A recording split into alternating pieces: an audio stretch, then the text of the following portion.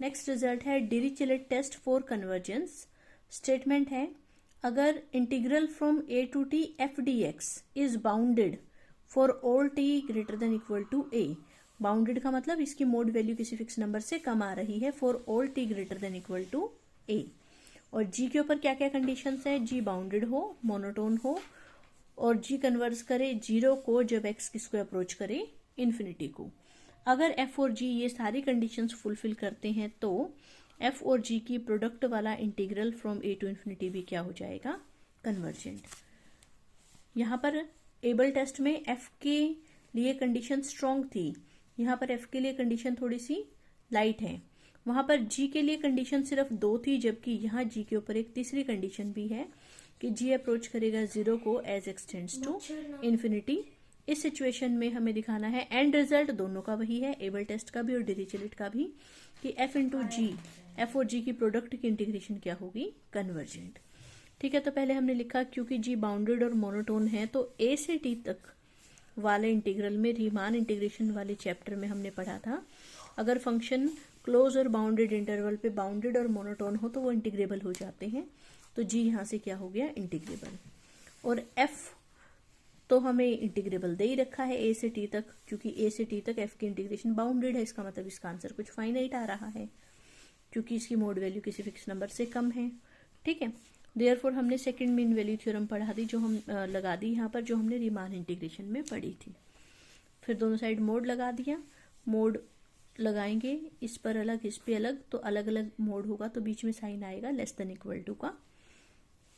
उसके बाद हमें ये दे रखा था a से t f dx बाउंडेड है, बाउंडेड की डेफिनेशन लगा दी कि इसकी मोड वैल्यू किसी फिक्स नंबर से कम आ रही है।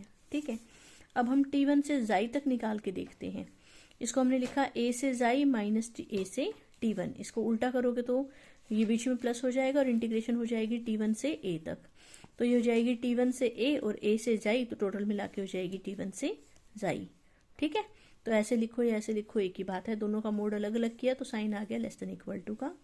और ये हम ऊपर यहाँ बता चुके थे कि अगर ऊपर वाला नंबर a से ग्रेटर देन इक्वल टू हो तो इसकी मोड वैल्यू k से कम है, अगर जाई a से ग्रेटर देन इक्वल टू हो तो ये k से कम, अगर t1 a से ग्रेटर देन इक्वल टू हो तो ये भी k से कम। तो वो हमने यहाँ लिख दिया कि अगर t1 और जाई a से ग्रेटर देन इक्वल टू है तो ये भी k से कम होगा, ये भी k से कम, टोटल मिला के ये किससे कम आ गया, 2k से। तो t1 से जाई की इंटीग्रेशन 2k से कम हो जाएगी अगर t1 और जाई किससे ग्रेटर हो, a से। इसी तरह से जाई से t2 वाली इंटीग्रेशन भी 2k से कम आ जाएगी अगर t2 और जाई किससे ग्रेटर देन इक्वल टू हो, a से। अब हम कोशी टेस्ट का यूज करना चाह रहे हैं, तो हमने लिखा लेट m ग्रेटर देन 0। फिर हमने ये गिवन था, हमें इसकी डेफिनेशन लगा दी यहाँ पर कि there exist a number t nought such that mod of gx minus 0, वो चाहे लिखो ना लिखो बचना मोड ऑफ gx ही है, is less than m/4k for all x greater than equal to t nought. ठीक है, ये हमने इस चीज की डेफिनेशन लगा दी कि अगर x इन्फिनिटी को जा रहा हो तो gx 0 को जा रहा है, उसकी डेफिनेशन लगा दी।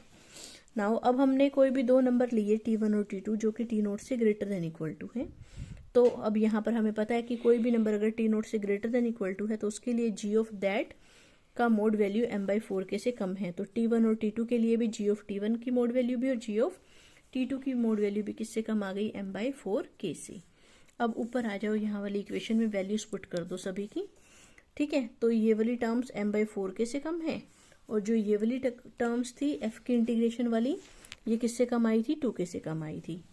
ठीक है, तो ये कट कटा के बच गया m, तो fg की इंटीग्रेशन की मोड वैल्यू m से कम है और कोशी टेस्ट से हमारे पास आ गया कि fg का integral from a to infinity क्या हो गया, कन्वर्जेंट। नेक्स्ट अब हम डिरिचलेट टेस्ट को यूज करके ये इंटीग्रल सॉल्व करेंगे। सबसे पहली चीज 0 टू इन्फिनिटी को ब्रेक किया, 0 टू 1, 1 टू इन्फिनिटी।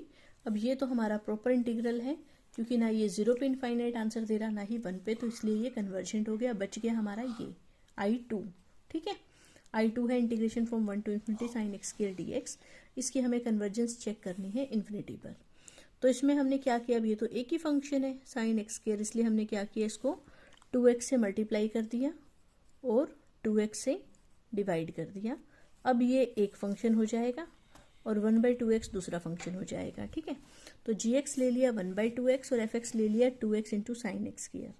अब हम एफ और जी के लिए ये कंडीशंस चेक करेंगे कि ये कंडीशन पूरी हो रही है कि नहीं। तो हमने पहले एफ की इंटीग्रेशन लिखी 1 से टी तक, ठीक है। एफ की वैल्यू पुट कर दी, इसकी इंटीग्रेशन सॉल्व किया, अपर लोअर लिमिट्स पुट करके ये 2 से लेस देन इक्वल टू आ गया। तो एफ की इंटीग्रेशन फ्रॉम 1 टू टी की मोड वैल्यू किससे लेस देन इक्वल टू आ गई, 2 से। इसका मतलब ये फंक्शन, ये इंटीग्रल हमारा क्या हो गया, बाउंडेड।